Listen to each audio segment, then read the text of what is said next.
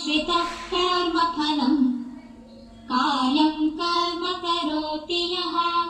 स सन्न्यासी च योगी च न निरग्निर्न चाक्रियः यं सन्न्यासमिति प्राहुः योगं तं विद्धि पाण्डव नयसन्न्यस्तसङ्कल्पः योगी भवति कश्चन आरुरुक्षोर्मुनेर्योगं कर्म कारणमुच्यते योगारूढस्य तस्यैव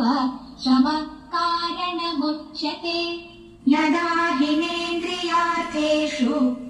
न कर्मस्वनुषज्यते सर्वसङ्कल्पसन्न्यासी योगारूढस्तदोच्यते उत्थरेदात्मनात्मानं नात्मा